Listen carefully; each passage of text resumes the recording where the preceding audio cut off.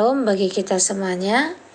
Firman Tuhan untuk kita hari ini dari Yakobus pasal 4. Hawa nafsu dan persahabatan dengan dunia. Dari manakah datangnya sengketa dan pertengkaran di antara kamu?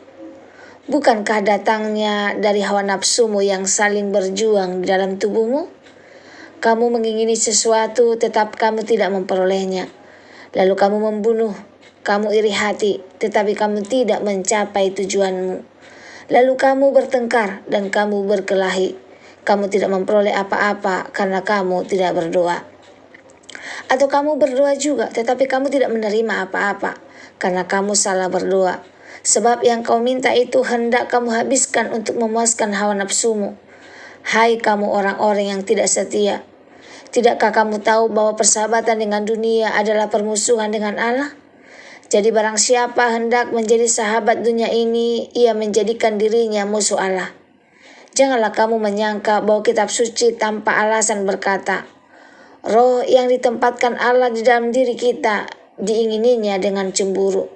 Tetapi kasih karunia yang dianugerahkannya kepada kita lebih besar daripada itu. Karena itu ia katakan Allah menentang orang yang congkak, tetapi mengasihi orang yang rendah hati.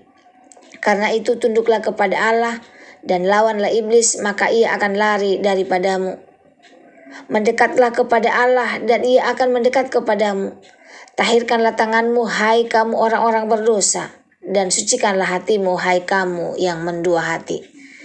Sadarilah kemalanganmu, berduka cita dan rataplah. Hendaklah tertawamu kamu ganti dengan ratap dan sukacitamu dengan duka cita. Rendahkanlah dirimu di hadapan Tuhan dan ia akan meninggikanmu. Jangan memfitnah orang. Saudara-saudaraku, janganlah kamu saling memfitnah. Barang siapa memfitnah saudaranya atau menghakiminya, ia mencela hukum dan menghakiminya. Dan jika engkau menghakimi hukum, maka engkau bukanlah penurut hukum, tetapi hakimnya.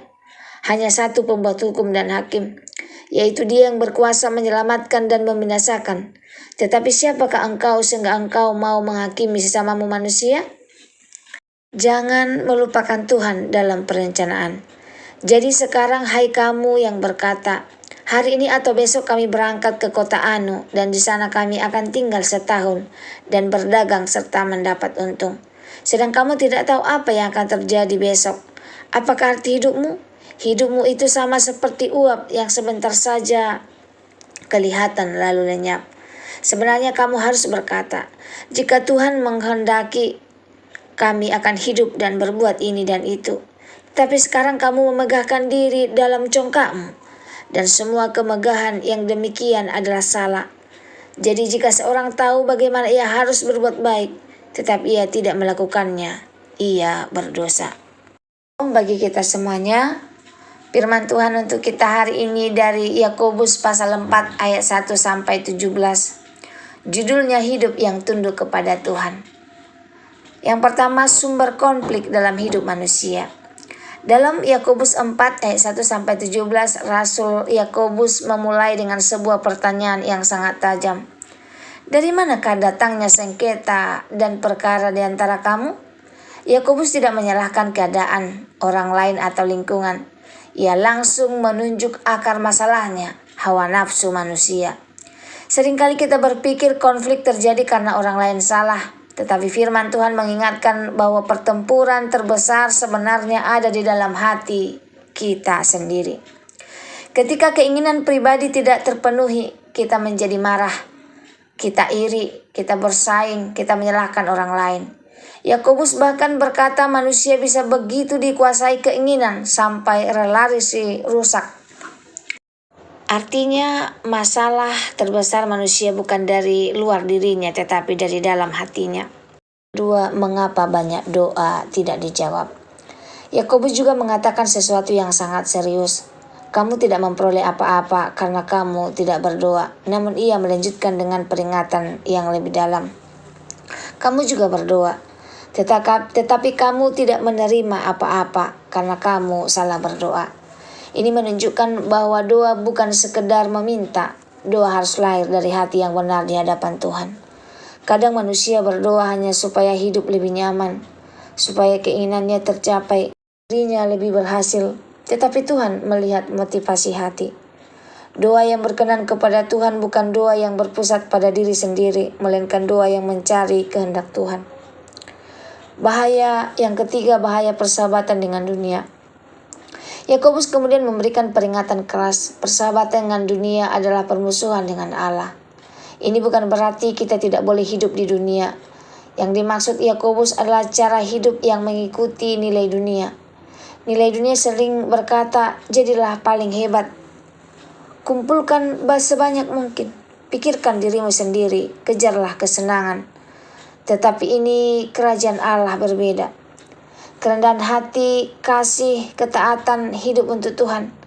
Yakobus mengingatkan bahwa manusia tidak bisa melayani dua arah sekaligus. Jika hati kita sepenuhnya mengejar dunia, maka kita sedang menjauh dari Tuhan. Yang keempat, jalan kembali kepada Tuhan. Kabar baiknya Yakobus tidak hanya menegur, ia juga menunjukkan jalan pemulihan. Firman Tuhan berkata, tunduklah kepada Allah dan lawanlah iblis, maka ia akan lari daripadamu. Ada 3 hal penting. Yang pertama, tunduk kepada Allah. Artinya menyerahkan hidup kita kepada Tuhan, bukan kepada keinginan sendiri. Yang kedua, mendekat kepada Tuhan. Yakobus berkata, mendekatlah kepada Allah, dan ia akan mendekat kepadamu.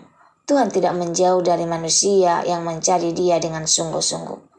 Yang ketiga, merendah diri di hadapan Tuhan. Firman Tuhan berkata, rendahkanlah dirimu di hadapan Tuhan, dan Ia akan meninggikan kamu. Dunia mengajarkan kita meninggikan diri, tetapi Tuhan mengangkat orang yang rendah hati.